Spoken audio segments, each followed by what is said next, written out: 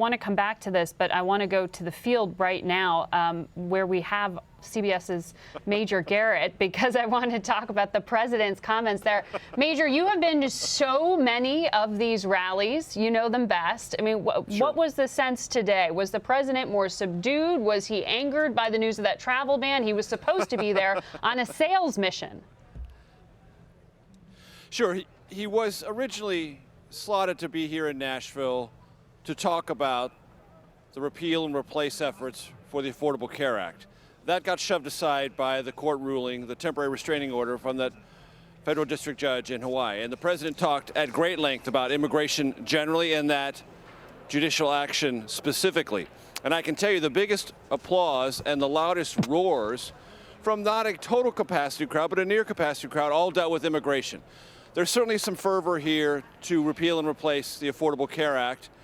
But the president did not make an elaborate pitch for the people here to do anything in particular or rally support or help out in any particular way. That sort of was a kind of afterthought to the overall presentation, which was much more focused on stronger border security, his executive orders, and other actions taken under the larger umbrella of border security and national security. And it wasn't that long ago that Kellyanne Conway, a counselor to the president, introduced this concept of alternative facts. Well, if I could make one observation here in Nashville at this rally of Trump supporters, it would be they live and are happily existing in an alternative universe. Everything this president says to them, they responded to positively. They see this president fulfilling his campaign promises. They don't see any of the Washington difficulties, static, loss of momentum. They don't perceive it at all. They perceive that this president is not only doing what he said he would do, but making their country a better place to live in. And that's why the president, like many of his predecessors, loves to be out with his supporters to feel that adoration. That does not mean that the universe of Washington is any less hostile than Mark just referred to, or any less threatening to what the president wants to accomplish when it comes to health care, his tax reform, or anything else. Because right now, all these various issues you just touched on in the opening, Margaret, are causing him real damage in Washington, where he has to operate and he has to win votes, retain credibility, and move his presidency forward. And all the things that you have just dissected, and are going to dissect more as this broadcast goes on, are problematic for the president on that score. Well, exactly that, Major. I mean, America First is a great bumper sticker. It is certainly a campaign slogan that really worked in that room you were in tonight. But when it comes to governing and legislating, things seem a bit messier here in Washington. We had the vice president on Capitol Hill again today trying to make another direct sales pitch. He did that earlier in Kentucky over the weekend as well. Let's listen in to some of that sound we have. Obamacare won't be around for a year or two. It's gone.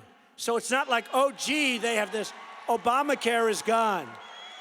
Premiums will continue to soar, double digits and even triple digits in many cases. It will drain our budget and destroy our jobs. Remember all of the broken promises? You can keep your doctor, you can keep your plan. Remember the wise guy? Remember the wise guy that essentially said, the American people, the so-called architect, the American people are stupid because they approved it? We're going to show them. Those in Congress who made these promises have no credibility whatsoever on health care. Major, do you have any sense of the people who turn out to this Trump rally, if they have a real priority set for what they want Speaker Ryan or President Trump to come up with in this health care bill? No, they just want to get it done, and on the president's terms. If the president says the final product is okay, they're going to be just fine with that, which does give the president some flexibility and some political room to maneuver. But the simple fact of the matter is this. 1 week ago, this legislation was introduced. The president endorsed it as written. And starting on Monday, when the White House began to say, you know, we're not saying this is the only vehicle, and then by Tuesday, well, we're interested in a manager's amendment. We might amend it once on the House floor. Now the House Republican leadership is talking about significant potential alterations to the legislation. Why is this happening? Because it doesn't have the votes. The president's endorsement was not enough to take the skeptics either in the moderate wing of the House Republican Conference or the much more conservative wing, the so-called Freedom Caucus members, to move them behind the president's position. So in that original and initial foray, by saying, I'm the president, this is what I want, I expect you to support it, significant numbers, large enough to defeat the bill within the House Republican Conference have said, Mr. President, respectfully, no. We need to crack this bill open and get some of our ideas in there and redraft it from what the leadership presented and what you endorsed. That process may unravel the entire legislative momentum, such as it was behind this bill. Because that's what tends to happen when everyone starts getting in there and throwing in their ideas and trying to change an intricately built legislative product in the first place. I'm not predicting this is not going to work, but it is in much greater jeopardy now than it was a week ago. And that's a simple legislative and political fact. Major Garrett, thank you.